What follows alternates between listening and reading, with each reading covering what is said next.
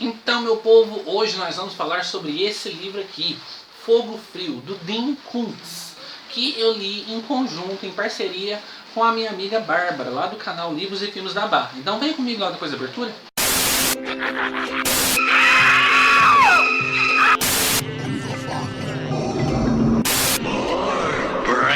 Então, povão, vocês estão preparados para assistir ao meu filme de terror? Então, gente, hoje a gente vai falar sobre esse livrão aqui. Vocês podem ver, olha essa capa, povo. Olha que capa bonita. Muito bem feita. A Record fazia umas capas, né, de deixar a gente sem fôlego, né, porque era muito bem feita. Eles fizeram umas capas horrendas também, tinha muita capa feia, mas assim, em sua maioria tinha muita capa bonita. E eu gosto muito quando a capa vem nessa pegada aqui de ilustração realista e tudo mais, eu acho muito bonito. E é bem legal que a capa faz jus ao livro, porque tem diversas cenas que se passam nesse cenário aqui, desse moinho aqui envelhecido, abandonado e tudo mais, é bem legal. E é um livro de terror, é um livro de suspense, que vai lidar com aquela faceta bem interessante da literatura de horror, do cinema de horror também, né? Que é sobre pessoas com poderes paranormais, pessoas que conseguem fazer coisas que mais ninguém consegue, esse tipo de coisa. E a história começa assim no seguinte: a gente tem o nosso protagonista, que é o Jim Ironheart. E o Jim, ele é um cara de seus 20 e poucos, 30 anos mais ou menos, né? Que ele diz que ele tem uma linha direta com Deus. Ele diz que ele recebe mensagens de Deus. Para quê? Para poder salvar pessoas específicas assim ao redor dos Estados Unidos. Ele tá lá na casa dele e de repente vem um negócio: eu preciso estar em tal lugar, em tal hora. Ele cata o avião, cata o ônibus, cata o carro e vai para esse lugar. Quando ele chega no lugar, ele vem um insight na cabeça dele: eu preciso estar em tal rua. Ele vai até aquela rua. E chegando lá, ele tem um insight restante mostrando que ele tem que salvar a pessoa tal, porque vai acontecer tal coisa e ele tem que salvar aquela pessoa. E ele acredita que essas coisas que tá vindo para ele é mensagens de Deus. E ele pensa assim na cabeça dele que essas pessoas vão ter um propósito maior na humanidade, que esse povo que ele está salvando vai ser pessoa importante para a humanidade e tudo mais. E em contrapartida, a gente vai conhecer a nossa segunda protagonista, que é a Holly Storm.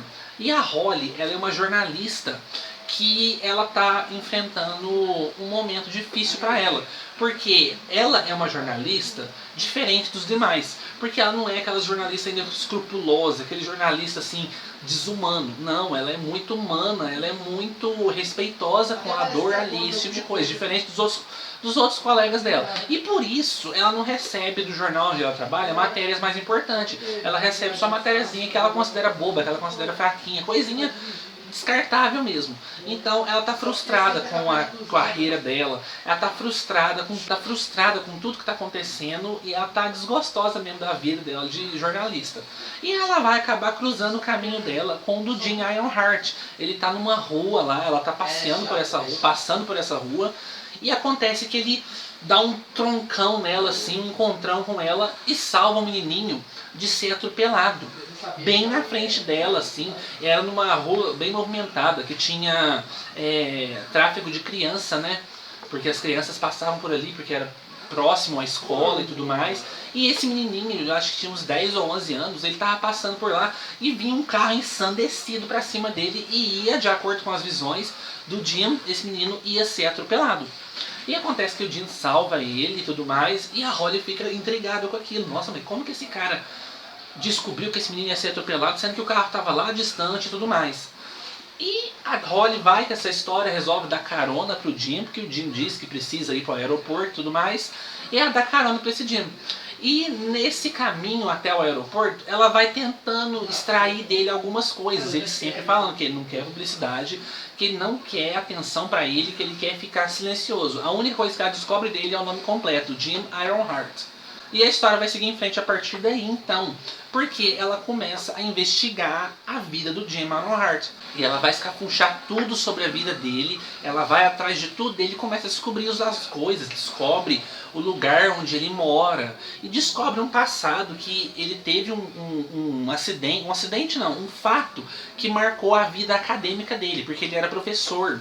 E esse fato fez com que ele se afastasse da vida de professor e se isolasse na sua própria vida. E a partir daí ele começou a frequentar aula de karatê, frequentar aula de defesa pessoal, ia frequentar aula de arma e tudo mais, assim, para poder aprender a mexer com armas de fogo e tudo mais. Ele começou a se transformar num verdadeiro Homem de Ferro. E, em contrapartida, ela descobre também que ele foi o vencedor de um prêmio da loteria gigantesco, que ele tá milionário, o Jim Ironheart. Então ela vai atrás dele porque ela quer tentar descobrir o que está acontecendo. E nessas cafunchadas dela pelos jornais da vida, ela descobre que o Jim Ironheart está envolvido em vários salvamentos estranhos.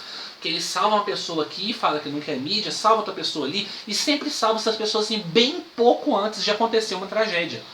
E ela fica, sabe, o que está acontecendo com esse cara? Será que esse cara é um paranormal? O que está acontecendo? Como que ele sabe de tudo isso?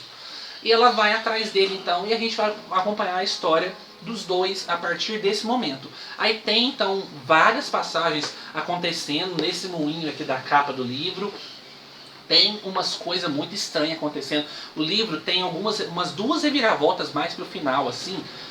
Faltando uns 70% de leitura, tem uma virada gigantesca no livro, e faltando uns 30% tem outra virada. É bem estranho, bem diferente, sabe? Pelo menos eu não estava esperando por isso. A Bárbara, quando a gente estava lendo, a gente conversava assim, né? E ela também não esperava por essas viradas esquisitas que o livro deu, sabe? Umas viradas muito... 100 graus, 180 graus, 200 graus, ela dá uma virada gigantesca assim, é bem estranho, isso vai para um outro rumo, mas isso não deixa o livro ruim, não, pelo contrário, o livro fica muito interessante, fica assim, surpreendente, é bem divertido de ler, é um livro rápido de ler. Eu acho que a gente levou uma semana para poder ler esse livro aqui, acho que foi mais ou menos isso, uma semana para poder ler. E não é um livro pequeno não, viu gente? Vocês podem ver que pensar que ele é pequenininho, mas ele tem quase 500 páginas. Não, tem quase 400, 385. Olha pra vocês verem. É bem grandinho, parece que é pequenininho, mas até que é bem grandinho. É muito bom, é muito divertido. Os personagens não me agradaram muito. O Jim Ironheart até é interessante, mas a Holly, eu achei ela uma personagem muito fraquinha. Uma personagem muito, como é que eu posso dizer? Mal desenvolvida, mal explorada, sabe? Ela é aquela mulher que descobre tudo, que fica perdidamente apaixonada pelo Jim Ironheart, que inclusive, né, ele é sempre descrito em todas as matérias que ele salva alguém como um cara dos olhos muito azuis, azuis assim como fogo.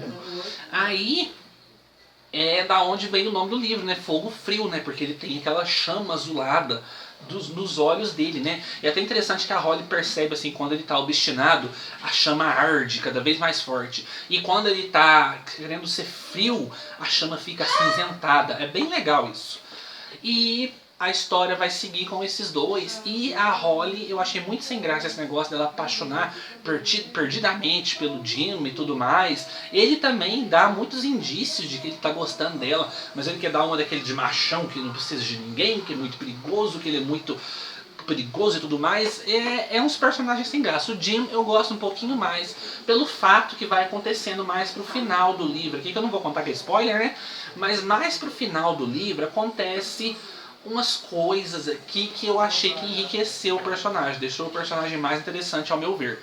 Mas a Holly eu achei ela bem fraquinha. Para no começo, ela começou como uma personagem obstinada, que não gostava do próprio nome, porque o nome dela era muito hippie e tudo mais, e estava enjoada da profissão, para poder cair nessa de mocinha apaixonada tão fácil assim, eu achei muito sem graça.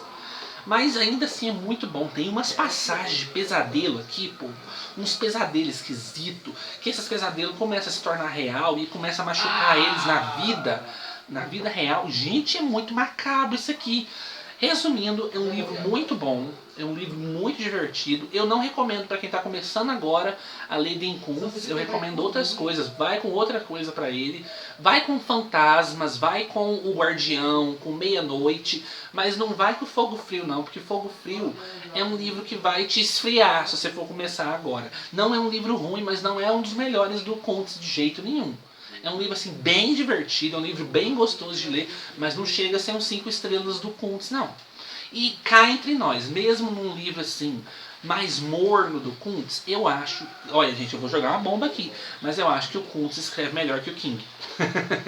Pronto, sorteio a bomba. Eu amo o King, vocês sabem, vocês devem estar vendo aqui que eu tenho Stephen King aqui atrás, aqui, tudo quanto é coisa que lançou aqui no Brasil, eu tenho aqui. Eu já li muita coisa do King também, eu sou fã de carteirinha dele, mas eu acho que o King é muito prolixo. Eu acho que o King se estende demais quando não precisa. O Kuntz é mais contido nessa parte, o que faz com que os livros dele sejam mais bem desenvolvidos, sabe? O desenvolvimento da trama como um todo é mais... é mais orgânico, é mais aproveitável. Sabe, sei lá, parece que deslancha melhor a história. Tem um capítulo aqui, pô, nossa senhora! Até eu quero saber da Bárbara o que ela achou. Quando a gente tava conversando, ela gostou também, mas eu quero ver se ela coloca aqui nos comentários. Que foi um capítulo sobre um acidente de avião. Gente, que é aquilo? Olha, o capítulo é grande, eu acho que é o maior capítulo do livro, é o único capítulo grande do livro.